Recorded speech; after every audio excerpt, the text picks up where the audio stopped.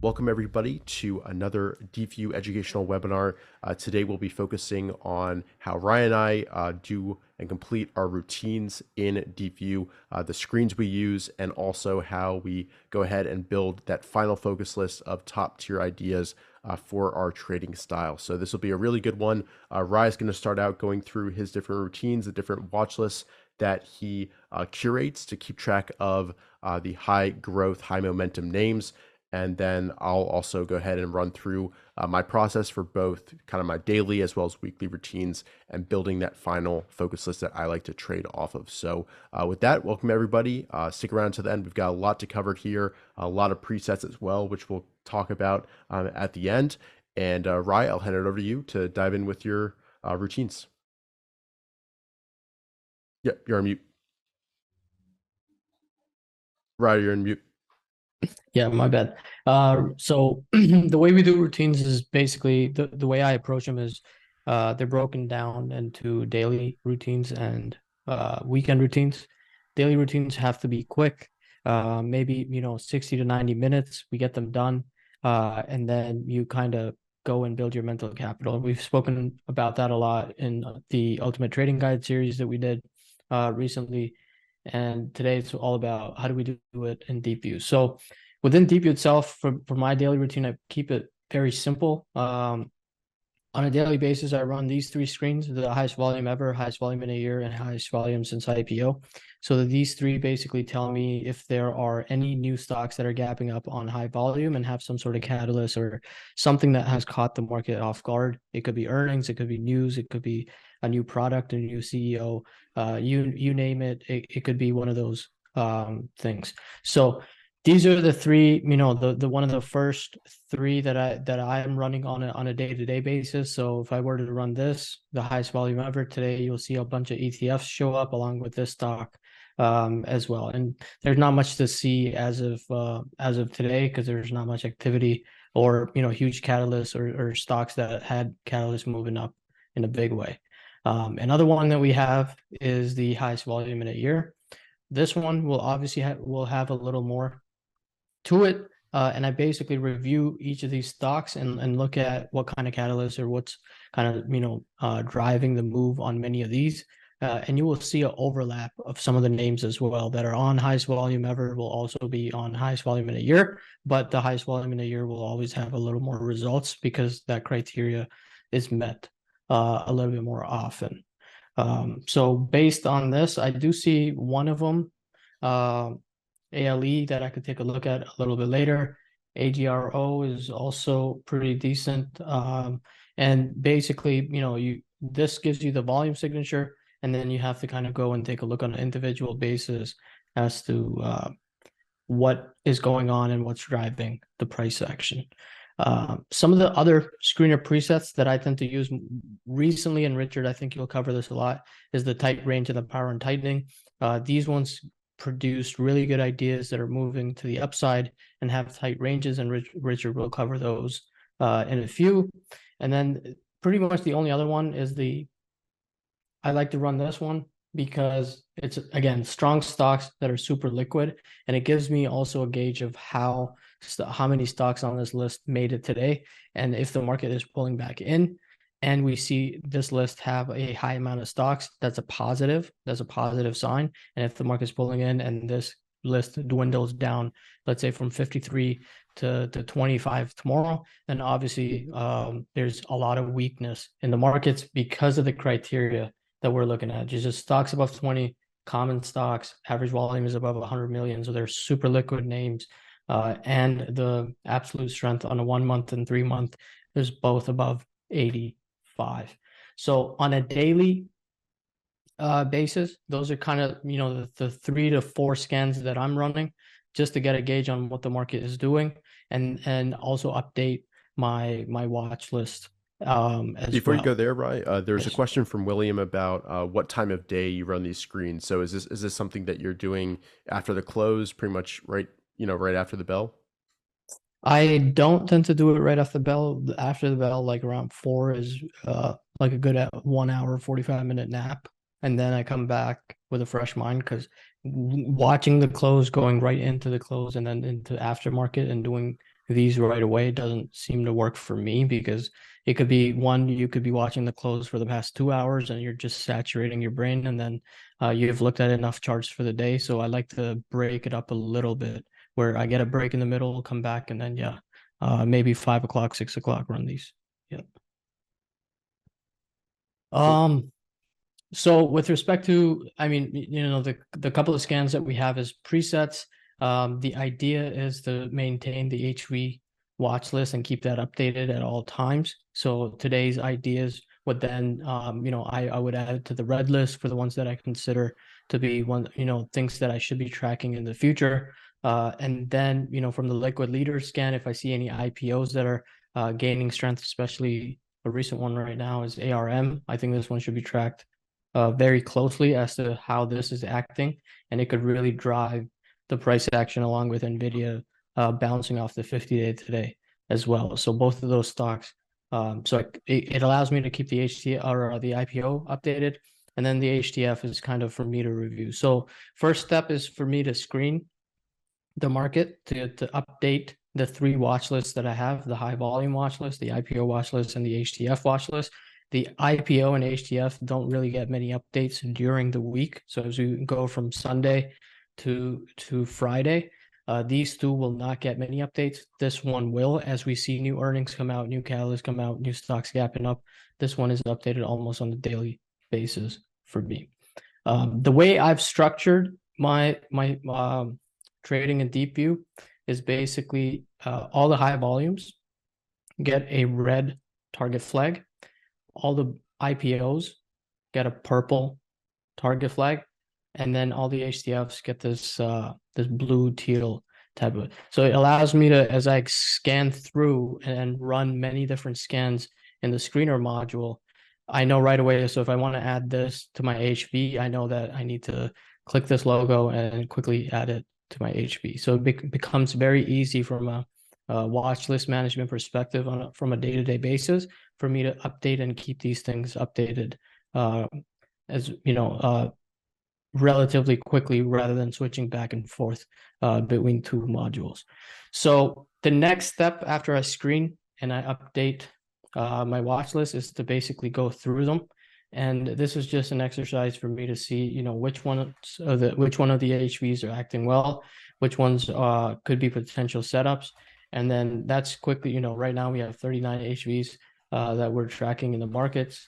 And those ones will basically, take me about 5 minutes, probably way less than 5 minutes for me to quickly go through the daily charts, look at how they're acting. And then anything for me that I feel or look at as actionable. Let's say if we're talking about path. So path, high volume, gap up about 40 plus million shares on this, pulled back in, got supported, and now it's just seeing some friction around the 25 area, right? So this is kind of a setup that's building. So what I would do is take this and put it on my blue.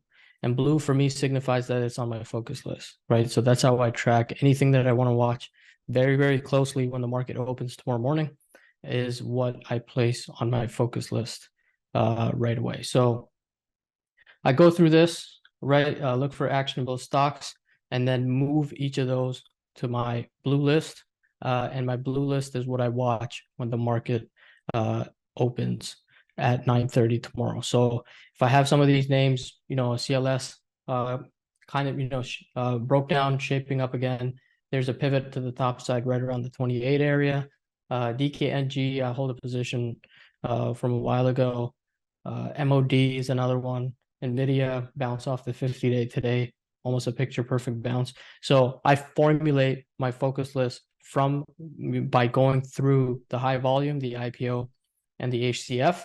And then also there are a few other watch lists kind of during the day, if we want to get into that I take a look at. So usually during the day, what I'm doing is using the universe. The universe is the aggregation of all of your deep list symbols into one deep list. So this one really gives me a good idea. So I have a universe of 254 stocks that are in my deep list, all these different deep lists that I have, and they're all in one kind of list format. This one gives me a really good idea of as to how the market's acting on an aggregate basis. How are things moving? Are we seeing rotation within the markets, or are we seeing destruction, kind of, rotation out of the markets on a day-to-day basis? So this is a default watch list that is available on every account. And what it does is it aggregates all the symbols that we have and puts them into the universe list. So that's kind of how I go about it. One other thing I would point out on a daily basis, from a daily routine perspective, that I do is I do keep track of a bunch of ETFs, about 54 ETFs, and I love to sort them by absolute strength 1 month. And this tells me exactly what's working in the market right now from a 1 month horizon and what isn't working in the markets. So sorting the ETF list by absolute strength 1 month allows me to do that very, very quickly at the end of the day. So this is another way of, keeping tab of which industry groups, which sectors, or which areas of the markets are starting to see some sort of bounce or reversal, or trying to lead the markets in different situations. So right now we're in an uptrend. The Qs are up way above the 10-day, right? So we are way above, bouncing off the 21-day. But what this will tell you is which, groups within the markets are acting really, really, really well. So we could post that probably in the chat here and then on YouTube in the comments, because I know a lot of people seem to ask that question. So that's pretty much my daily routine. I do have a markets one as well. So I have some equal weights that are listed here, and throughout the day, they tell me, if the Qs are up and the Russell's down, or the equal weight S&P is doing well, but the S&P SPY isn't, then I know that the big caps are not acting well, but everything else in the market's fine. So this is another way of just showing the same thing from a market perspective. So I have an ETF for that. So I'll browse around and take a look at this once in a while throughout the day, just to see what kind of day it was in the markets. Was small caps leading, big caps not, or big caps leading and small caps not? Where was the rotation from that perspective as well? So that's pretty much for me. The ball game is to keep these maintained. Scroll. I probably go through the universe about 20 to 30 times in a day, just tabbing through, looking at how things are going. And that's how I kind of keep track of it as the days going on. Richard, do you want to cover your daily and then we'll come back to my weekly, or how do you want to do it?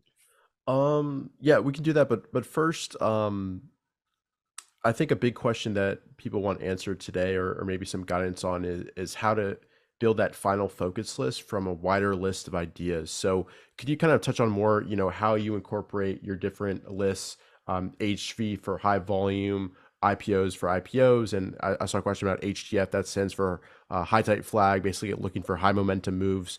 Can you kind of touch on how you go through these different lists and ultimately kind of build that final focus list to trade off Yeah. and yeah.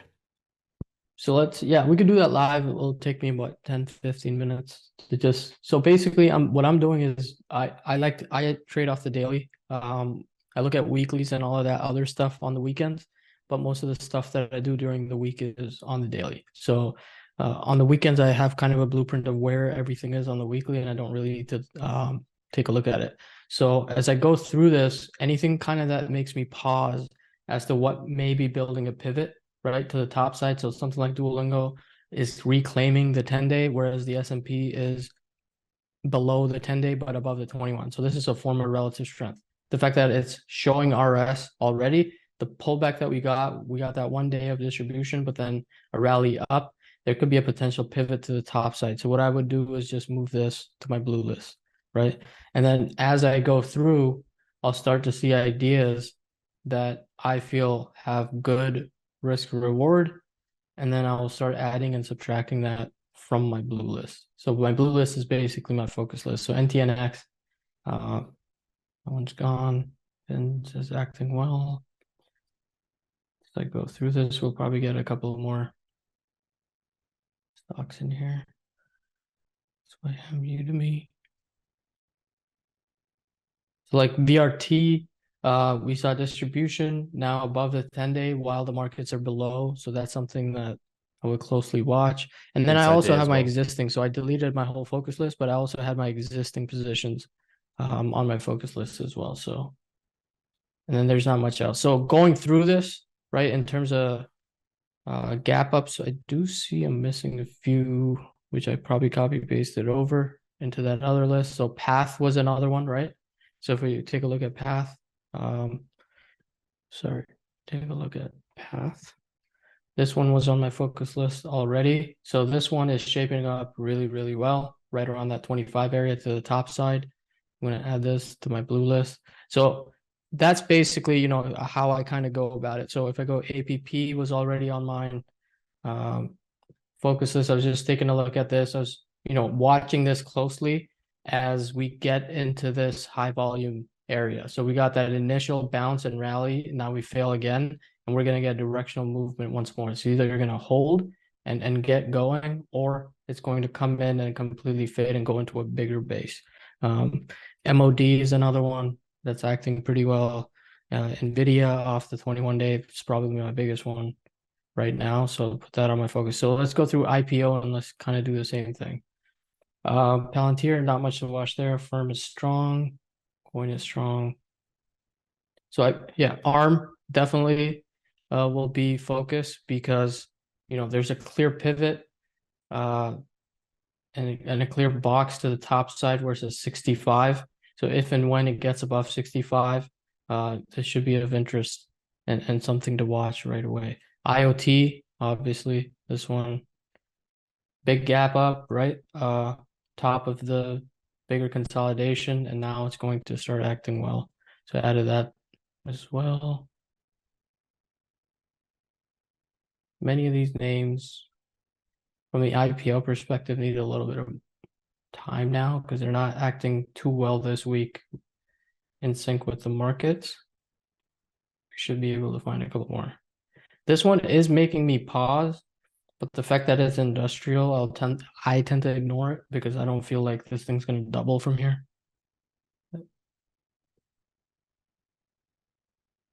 So anything that kind of, you know, I go through my list, makes me pause, I'll add it.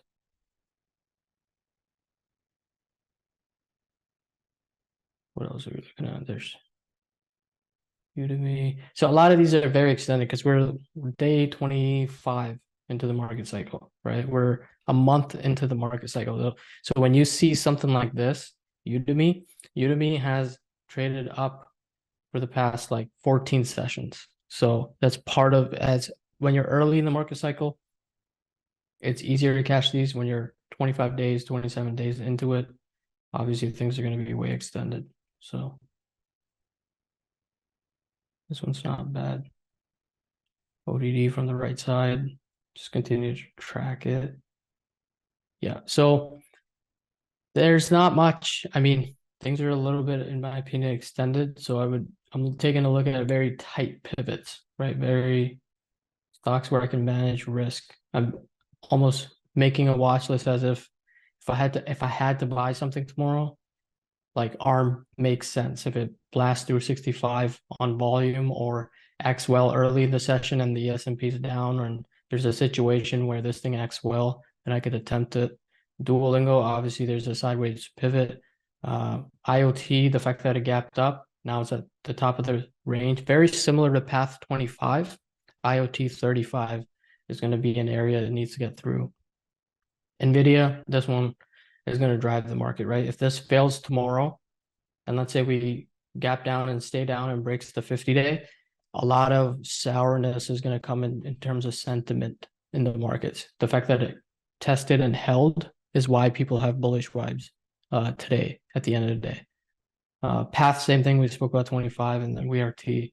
I think this one just, if it straightens it out, and the fact that it's above the 10-day is why I'm keeping this on my focus list, because the S&P is not above its 10-day at the moment. So that's, kind of how I go through each of these names and then move them to my blue list. And then anything that has pivots plus my existing positions would make it to my focus list as well. So I hope that answers the question.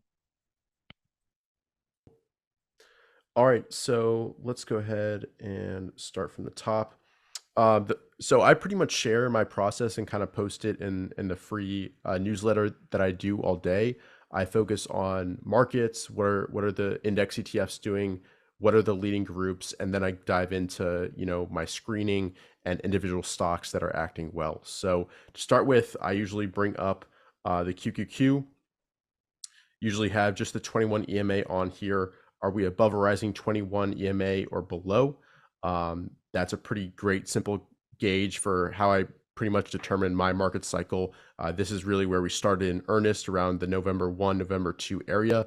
And now we're pulling back into that moving average. We had some respect for it yesterday, and now we had a continuation up. And we continue to form out this consolidation over the past few weeks. So we'll see if we can push off this level and continue this trend. Or it would be an expectation breaker if we undercut these levels, and that would signal maybe we need more consolidation, more correction, pullback before continuing to move up. But we've already had a powerful move, and now we're kind of correcting through both time as well as price. So looking at the QQQ, a great simple way to determine the risk appetite of the market. My style personally works best when we're trending above a rising 21 EMA, especially when we're powerfully moving above it and in those first few days of that market cycle. And the Qs have traded above the 21 EMA for 23 days now. So Yep. that's Yep. another. And I also like to take a look at the IWO, which is kind of the small cap growth names from the Russell, because the QQQ is extremely weighted heavily on the mega caps, the large cap names. So it's good to see also how the small caps are doing. The best instances are when this is also trending above a rising 21 EMA.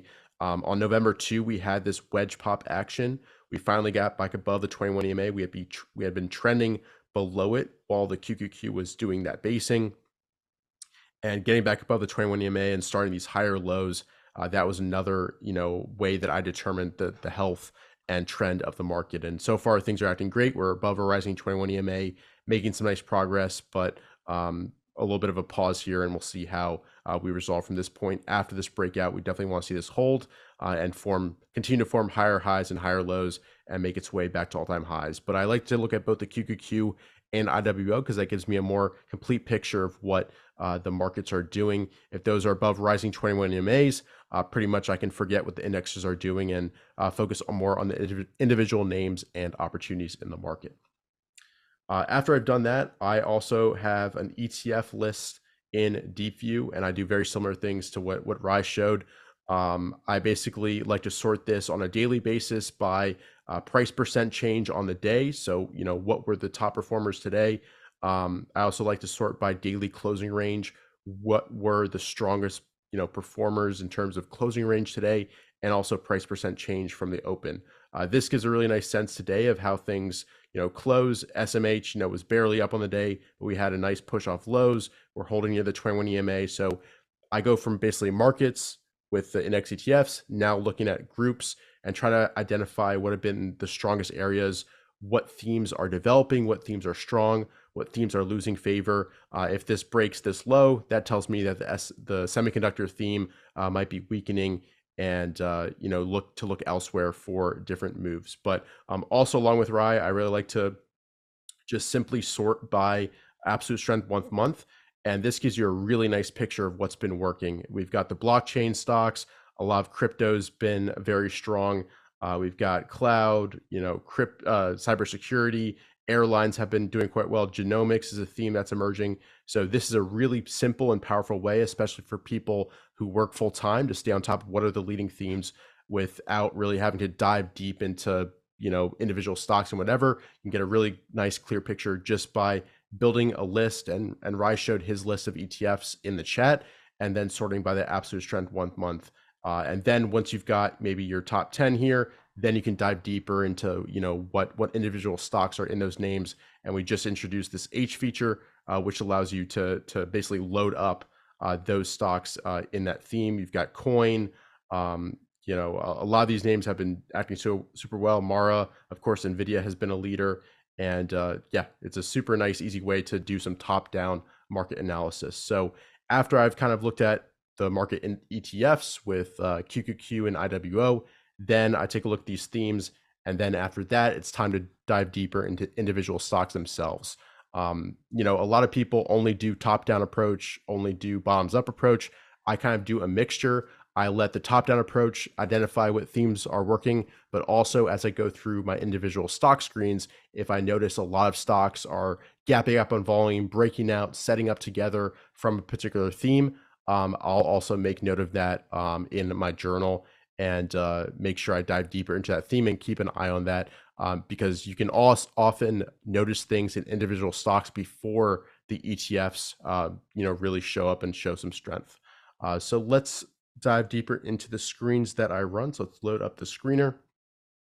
On a daily basis, I keep it pretty simple. I use a lot of the screener presets that we've incorporated here. The first one that I like to load up is Deepvue Leaders, and I like to sort this on a daily basis by price percent change. I'll sort it by DCR, percent change from open, high volume, basically all the columns here that you see here. These are my kind of go-to ways to sort. And I'm basically looking to see, you know, what of these Deepvue leaders have been acting the strongest today. What themes are they a part of? If we sort by price percent change today, you've got ESTC, you know, SHOP, Mara, MSTR, the blockchain crypto names were pretty strong today. They've been in a significant trend really since this consolidation, moving off the base lows back around, you know, even late October. So this has been a theme that's already existed. And I like to take a note of also among these names, what are setting up. I'll take a note of that to potentially add to my focus list. Also, I like to load up, if I go back to Deepvue, the tight range screen. And this brings up stocks that have been in strong trends. They're showing strong relative strength, and now they're tightening it in price and potentially forming out really nice pivots and tight ranges. So if you go through some of these names, some of them have already are extended, but over the past few days, they're tightening up. You can see ACIW just tightening up a little bit over the past 2 days. AMF trading sideways last 5 days. Halo also trading, you know, sideways pretty much for the past 2 weeks. And really, I'm looking for add-on buys or potential buy points where there's a range that's forming near the 21 EMA. That's kind of my sweet spot setup. Haven't really seen one just yet. Here we've got tightness, but this gap down gives me a little bit of pause. Don't really like the look of this chart overall. Six Flags, not too bad. SQ, nice range, but a little bit extended from that 21 EMA. This is more of a gap type play back in this area. VRT forming a range here. Not too bad, but again, just has been trending for quite some time. There's a nice compression against the 21 EMA here. So I just kind of go through this list. ZS actionable through these highs, but again, a little bit far from that 21 EMA. It's already pushed out of this base. So like Rai said, we're a little bit later in the market cycle. There's not quite those perfect buy points. So I just kind of go through this list, see if anything is interesting. CRSP, CRISPR, it's part of that genomics theme that's been acting well, super strong off lows, and now kind of potentially forming a high tight flag pattern. You've got these two highs close together, forming a little bit of a pivot. So you could be watching for an explosion on volume through that. This is a faster mover. You're not really going to get those compressions against the 21 EMA. And you had a nice upside reversal here. So this would be one I'd have on my radar and look to play for more of a swing trade. So yeah, just kind of go through these names, see what's holding up. PDD is a nice one after gap move, and that could be potentially actionable. And I just kind of keep going through here. SYM. I know Rai said this is industrial, but I believe it's part of the semiconductor theme a little bit, or no, actually it's not. So you're right on that one. So that's something to think about there. I just keep going through. TWST is interesting. It's been going sideways for the past 2 weeks. So I'd have this on my radar. It's already on my focus list. But make sure to take a note of that. Path definitely in play from these double inside days. We'll see if we can push out of here tomorrow. I'd basically go ahead and right click this, add an alert to make sure I'm notified. And then Duolingo as well is on my radar. And I'll go basically option T, draw a trend line, right click, add alert, and make sure I'm aware of when it pushes through. And then if I put this on my daily focus list, I'll also add an early alert below this pivot as well. So that's pretty much it for how I go through those screens. And my main two that I go through on a daily basis are this tight range screen and also the Deepvue leader screen, which you can find in Deepvue and then Deepvue leaders. And I also saw a question early on, if you work full time, what would be your suggested routine? And I would say you have to act and trade and do your routines within the constraints that you have. So if you only have 30 minutes to go through names, I think the Deepvue leader screen is a really solid list to basically choose from. It will capture a lot of the leading themes, leading stocks coming through. And also I would suggest going with, if you go back to Deepvue, the liquid leader screen, because this is also some more larger cap names, more liquid names that are more steady movers rather than the fast momentum names that are also tradable, but are kind of more for the active swing traders. So I definitely recommend checking out these two screens if you're more of a work full time 9 to 5 and you're looking to trade in the time that you have, mostly looking at weekly charts or daily charts after your job. So that's kind of it for the screens that I run. I already went ahead and added a few different names that were interesting to my wide watch list for the week and updated that. Then I go through all those names and finalize kind of my daily focus list for the next day.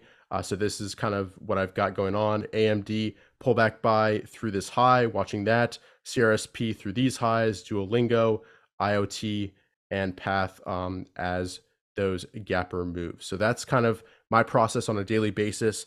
And then, of course, I also go ahead and review my current positions and also just kind of think about what is the message that the market is telling me, going through both the indexes, going through the leading groups, as well as going through individual stocks. What is the risk appetite of the market? Have there been any recent expectation breakers? What are the leadership groups, the themes that are developing? And I kind of take that all into account and determine, how aggressive do I want to be in this market, given where we are in the market cycle, given the breadth that I see in setups, and basically how aggressive do I want to be with any new positions that I could take at this time. So that's pretty much my daily routine. Rai, were there any questions that came through while I was going through all that, or any questions that you have for me? No, I think we came up with the same list. That's Yeah, pretty much. might be I a mean, sign we're extended. true. Yeah, we'll Yeah. see. And I made a note of this earlier today. I think how these recent gappers perform is a good test, right? It's a good test to see if we can make another push higher or if we need more time. So we'll see if, this is kind of obvious. It's an inside day. Path, I think, is double inside. Do these resolve to the upside? Do they resolve to the downside? Do we move out of here and fail? I think that's good feedback overall about the market. So um, Usually when we get gappers around day 23, 25 in the cycle, most of them will try to push out and fail and build reasonable consolidations above the gap up low. And then what we will get is some sort of, an aggregate market pullback of sorts. And then these ones will be the first ones again when the market's ready for that second push. If there is another one, then these are the ones that will kind of trigger to the upside, kind of be the first ones to lead out of that. So yeah, the fact that we're seeing kind of these long candles after those initial gap ups, just that's all it's saying is we're a little bit later in the cycle. It's going to take a little bit of time with each of these. They're not going to run like some of the stuff like Udemy did with Gap mhm. and then go straight up for 23, 22 days, right? 21 days in a row above the 10-day. That was early in the cycle. This is late in the cycle. The later we get, the more consolidation that's required. Because risk appetite has already played out, and we need some sort of new consolidations to come into play, so that folks can come in and buy more stock when risk is more manageable and they can accumulate over a span of a couple of weeks here. So Yeah. So, getting a little bit into kind of my weekend routine, I'll touch on that as well. A lot of it's pretty similar, but I do have a few additional screens that I take a look at. So, um, looking here, first I go over to the Deepvue universe, and even if you work full time, I think this is a great list to go through on the weekend. Again, it's a little bit broader than the Deepvue leaders list or the liquid leaders list, but it's a really good group of high momentum, high growth names with a lot of potential. These will catch pretty much all the leaders.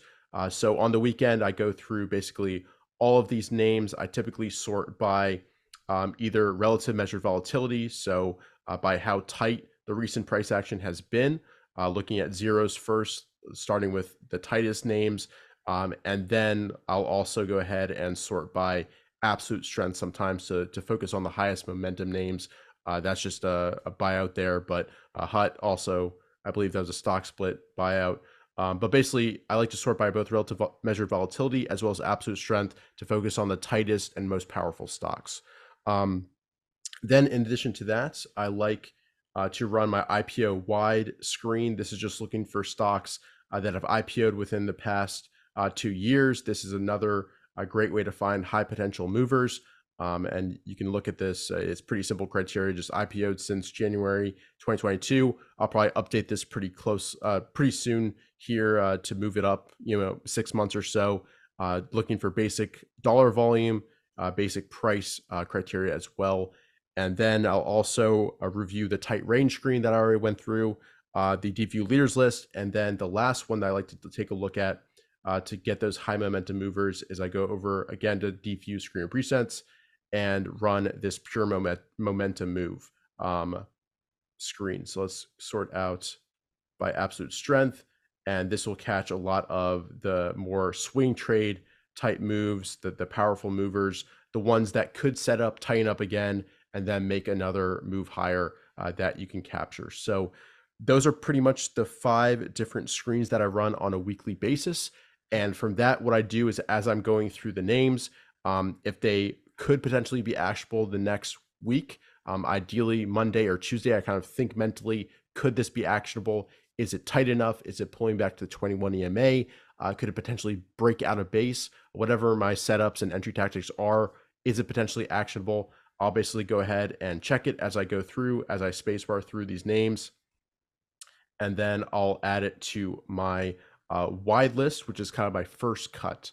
And after I've kind of gone through all my 5 screens to make that first cut, which is my universe list, then I'll go through that list and go through with a much finer tooth comb, take a look as well at what are the earnings growth, sales growth, what's been the recent EPS surprise, and I'll go from about 70 to 100 stocks depending on how wide breadth is in my universe list to a first cut of about 30 names, and then from there I go to my final list, basically around 10 or so names of the most promising stocks. I like to prioritize stocks that I deem leaders and have had really strong momentum moves. So that's pretty much my process on the weekend to come up with my final focus list. It's just kind of an iterative series of cuts to refine, focus on leadership quality names that are in a leading theme, that have strong growth potential, and the price action as well is superb, and they're set up really nicely where I can manage risk tightly and logically. Perfect. So for me, on the weekends, kind of the first step for me is to go through the S&P stocks, the Nasdaq stocks, and the Russell. So I take a look at every single holding for these, go through each name, and it just gives me a really good idea of what's doing what in terms of value, utilities, consumer staples, industrials, medicals, airlines, etc. Software across the board. Once I have a good feel for those, maybe some ideas come off of them, but it's more so to just go through the paces and flip 2,600 symbols, about 2,600 charts, just to get a feel for the markets. And this is the weekend routine. It takes weekend routines are supposed to be a little more elaborate. They set the base for the rest of the week because they give you the full feel. So I spend about 2 to 2.5 hours kind of doing that. So this is step one. I go through the S&P, Nasdaq, Russell 2000.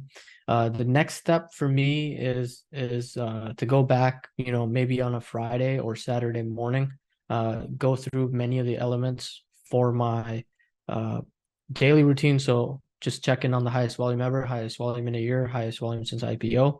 On the weekends, I do run the Launchpad. I lost that. It's right here. I do run the Launchpad scan.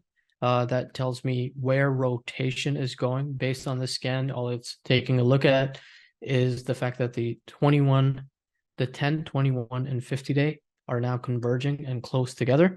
And the fact that they're converging and close together means that there's some basis being built out and some industry group out there. And usually when you run the Launchpad scan, it will tell you, kind of which area of the market is kind of starting to see rotation next or is done basing for quite a while. So you can see a few of the oil names will all are kind of, the moving averages are converging. Maybe that's the area where rotation goes to next, but usually this on the weekends will give me a good picture, especially early in the trend, early in the market cycle. This is a really good scan to run, and it will give you a clear picture of as to where the money is going to go to and which groups have formed multiple bases that are going to run together in the markets. So that's another scan that I'm running. I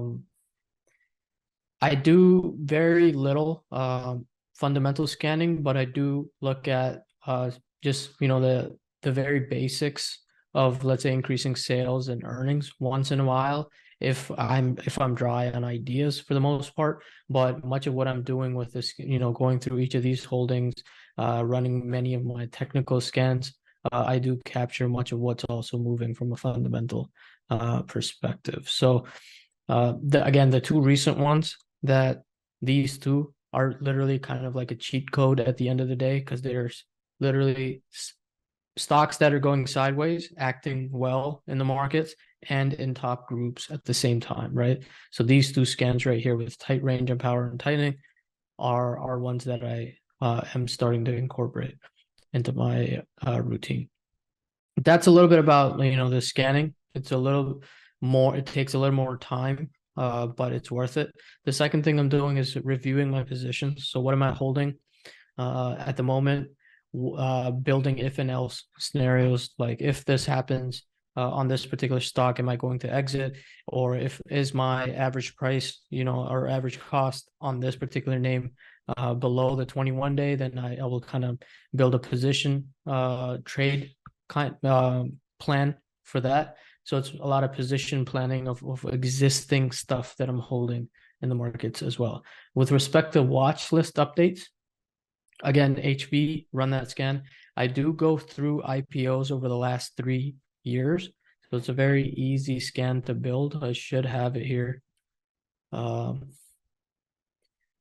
have an IPO 1 year, but I do go through the last 3. So you could just go here and change this to 2020, and this will give me all the IPOs from 2020 to 2023 with an average volume of 200K or more. This gives me a really good idea of what the IPO market's doing. Is there enough risk appetite in the market for newer names or younger companies that are growing and then innovating at a rapid pace? And if there is appetite for that, usually that's when the market is also doing well. So this one I picked up from Mike Webster from Market School quite a while ago.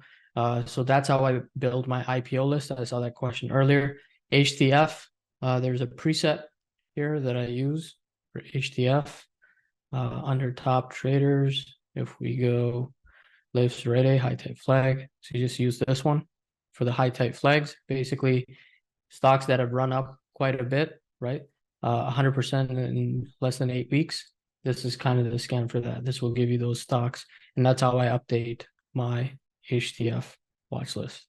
I then go through ETFs. The new favorite thing is if this is the top ETF, click holdings, go through each of the holdings. Gives you a really clear picture of what the ETF is holding and why the absolute strength on that particular ETF is 99. So if I want to look at cloud computing, well, cloud computing has all of these stocks, and it's just a top-down analysis of, you know, it's a very easy, fast, and quick way to make sure that you're in tune with the themes. But the other step is the individual holdings, which will net you a lot more money than actually going out and buying these ETFs, because ETFs tend to move a lot slower than these individual names that can double and triple because they have better stories, better earnings, better sales, and can have multiple cycles where they gap up in a row. So that's what I do with the ETF list. Just a top down of that, of the first few. Again, more flipping charts, getting a feel for the markets, making sure I have enough of a gauge on where we're going, what's going to happen, and some potential scenarios. If we see a drawdown, then do I expect, industrials or oil and gas or gold miners or silver miners to run, right? Or do I expect to see something? So I build a lot of these expectations out, and then as they're broken or met, then I take action during the week. And it gives me a really clear, the weekend routine basically gives me a really clear idea. I did show you guys the S&P scan, but you could also just have a list, and then you could click this, and this will also give you all the holdings for S&P. So that's another way to do the same thing. This is something that we implemented recently. It makes it super easy to do that. After I do that, I do the same thing I'm doing on my daily. So once my watch lists are updated, I then build my focus list, and I'm pretty much ready to go for the week. So nothing too fancy. Alerts, I do use them sometimes. Most of the time I don't, because I'm just at the desk all day anyways. Well, not all day, but most of the time. So if I know I'm interested in a stock and I need to really, nail the entry on that, usually the first 30 minutes of the day, I'll just do that and nothing else and focus on that stock. But alerts is a really good way for folks. A lot of you are working 9 to 5, so alerts are a really good way to, when you have your focus list, to set them earlier, a little bit earlier than your pivot, so that when it triggers or you get the text message, you could go ahead and take a look real time as to what's going on, so you can make a proper decision. So that's pretty much my process. So review markets, review IPOs last 3 years, review the HTF scan, run a few other power and tight areas, run those scans, look at ETFs, do some top-down analysis within the holdings of those ETFs, get a really good feel for the markets is more important. And then when you actually execute upon each of the setups, you will have more confidence because you've reviewed about 2,600 to 3,000 charts, and you know exactly where and what the market's trying to do, instead of just looking at, let's say, a list of 6 names and you have no clue how the rest of the market's doing. Then some of those days the market's going to rough you up and cause you to make rash decisions or incorrect decisions throughout the week. So Yeah, cool. I think the key takeaway for people watching this is our processes are different, but it's kind of looking at the same thing at its core, and it kind of reaches the same result. It's taking it into account the markets, where are we in the market cycle, what are the strongest groups out there, and then drilling down into finding the strongest groups that fit those different themes, and finding different spots where we can use our entry tactics as well as entry setups to position in those names if we want to be aggressive. So there's no kind of magic sauce here. There's no perfect screen. However, there are screens and ways to speed up your process, get to that final list faster. And that's what we've kind of created those presets to do, is those tight range screens, looking for those tight pivots that I like to trade. And hopefully you find that saves you time as well. I think the liquid leaders as well as Deepvue leaders, that's a great screen to start with, especially if you're really rushed on time. You can just focus on those and get you pretty much 95% of the way there. So that's pretty much it for today. We'll kind of answer some questions now. First from William, how do you check for industry rotation? Personally, there's kind of two main ways. The first is the ETF list that I showed, as well as Rye showed. Sorting that different ways, looking for closing ranges, weekly performance, that type of thing. Absolute trend 1 month. That will help you identify the leading industries as well as lagging industries. And then the second way is when I'm going through the different lists, I'm kind of keeping track in my head. Hey, a lot of software stocks are setting up right now. Hey, a lot of cybersecurity stocks are setting up together. And before, or not quite before, but as Crowd and Zscaler and PanW, a lot of these names are getting set to move. 2 months ago, they were all setting up bases together, and that's what we're kind of looking for to identify groups that could potentially lead. And we're interpreting the price action. We're taking a look every day. How is that developing? Oh, they all broke out together. Then it's really a theme to keep an eye on, and that's really what kind of started a lot of those moves. So just keep an eye on both ETF lists as well as individual stocks, and keep track of developing themes that are breaking out on large volume. That's a great way to find those leading groups. Let's see here. Yeah, Michael, we shared the ETF list in the chat, and we'll share it as well in the comments when we post the recording. Let's see here. From Wade, general question is Deepvue compatible with iPad or Samsung tablet? Rye, you would know better than I do, and I know we're working on the iPad app is as well. compatible, definitely compatible with iPad. So if you have any, something's off on the iPad, definitely report it. We'll fix it. But we do have full iPad compatibility. It should work well. I use it as well. So Yeah. And Rye, did you have anything to add on on the question about industry rotation? How you like to track, what's leading, what's lagging? yeah, so there's a few things we want to do that we don't have in the platform yet, but the best way right now is to take a list of ETFs and track them that way. And then the other way is to look at industry group rank, right? So if I take a look at the industry rank filter, we type in industry group rank, and you want stocks that are on a 1 month basis in the top, let's say 10, right? You could easily create a scan, and now there's a 511. Obviously, you want to get rid of ETFs and stuff. So let's do common stocks. Now we have 367. So these are stocks that are in the top 10 industry group rank. So this is another way, right, from a stock level to find out. You could always add the industry column here, sort by that, and it will give you a really clear picture of which stocks or which industry group is the most popular among these. So those are kind of the two different ways. The third way is we're going to have dedicated industry symbols and then rank them against themselves, and then have a top down. There will be kind of a H showing as to which stocks are within that industry group symbol, and all of that will be happening in Q1 next year. So that's something we're working on now, and hopefully we'll have in the platform in Q1. Cool. And I saw Chris said, I use Deepvue solely on my iPad. It works very well. I use it in Chrome. That's great. Thanks for letting us know, Chris. Any other questions about screens we use, routines? That's kind of what this is all about today. So we're happy to answer anything. If anybody has any other questions, drop them in the Q&A section or also in the chat here.